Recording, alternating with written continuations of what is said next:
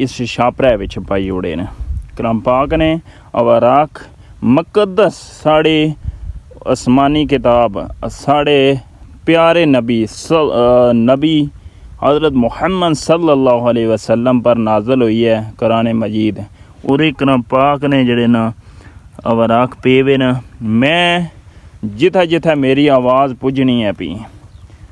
इस व्लॉग ने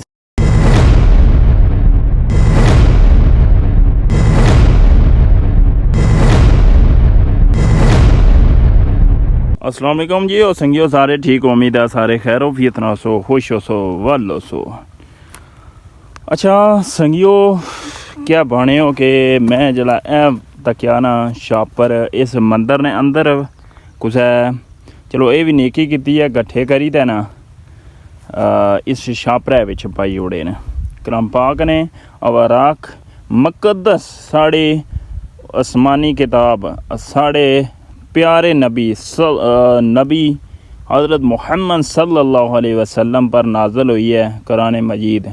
उसने मुकद्दस अवाराक ऐसा चेक करो कि छापरे च पूरी नहीं पूरी कलाम पाक ने जड़े ना अवाराक पे वे न, मैं जिथा जिथा मेरी आवाज़ पुजनी है पी।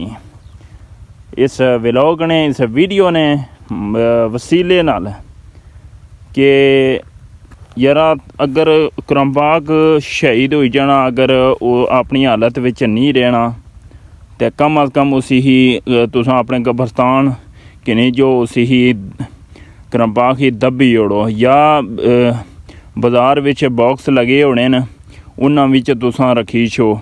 लेकिन ये तुसां इस तरह ना सटो, ये मंगला डैम विच ढलिया तो ये कुसा तके न तो ये कट्ठे करी ना उस मंदर ने अंदर चूके विच पे सन। मेरे व्लॉग च तुसां बाहू भी चेक कर सो। ये व्लॉग मैं अलग बनाना पिया, वो इस वास्ते बनाना पिया कि कम अज़ कम यारा अपनी इस मुकद्दस किताब ने एहतराम असां इतना एहतराम करना, अपनी जानी तो ज़्यादा एहतराम करना चाहिए, क्योंकि साढ़े नबी सल्लल्लाहु अलैहि वसल्लम जिन्होंने वसीले नाल ये दुनिया बनती है, तो कम अज़ कम यारा ये ख्याल करया करो कि एक किताब ना बेहद एहतराम करना चाहना, अदब उदाब करो इसना कि पढ़ी दा ना इसी उच्ची जगह रखो। अगर मतलब है कोई अगर पुरानी होगी है कुरान मजीद ने किताब, तो उस ही तुसां कब्रस्ताने में जी जाइदा ना उसी दब्बी ओड़ो कि उसना जड़ा ना बेअदब ना होया है बिल्कुल।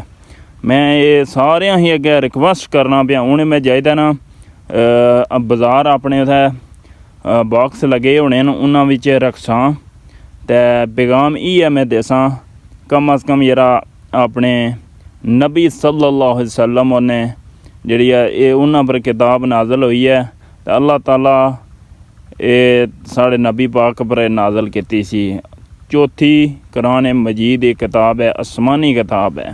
तो कोई ख्याल कर सो जरा, ये मैं व्लॉग स्पैशल इस वास्ते बनाना पिया कि ये मंगला डैम ने जद विच एक कलाम पाक ने अवाराक आए न, ते को ख्याल कर सो जरा। नालों नाल ये मैं जिथे रखसां वो भी तुसें मैं नाल क्लिप शेयर करी ओड़सां। जनाब अली मकामा मुकद्दस अवाराक जड़े ना मैं इत्थे अंदर साकी साहब ने दरसा विच दई ओड़े न, वो खूह इत्थे बनाया ने उत्थे विच दफनाई ओड़ने न। ते मजीद हुण मैं ट्यूबवेल लग जासां इंशाअल्लाह, ते नालों नाल रे फिर उत्थे इजाज़त इंशाअल्लाह इस ब्लॉग नहीं करसां। मड़े भैणो ते भराओ, मैं हुण मुकद्दस अवाराक जड़े करानी आजाद सन, लोग सोचने ने कि डैमें ही सटसां ते गली जासां, ये बिल्कुल गलत गल है। अगर कलाम पाक ने मतलब शहीद होया तो उसी कम अज़ कम तुसां अपने कब्रस्तान विच जाओ, उसी ही तुसां दफनाई ओड़ो। ये तुसां बिल्कुल ये कम ना करया करो कि असां पानिये रोड़ी ओड़सां तो गली जासन। कलाम पाक ना जिम्मा अल्लाह ताला खुद ले आवे, तो बिल्कुल ये कम ना करया करो।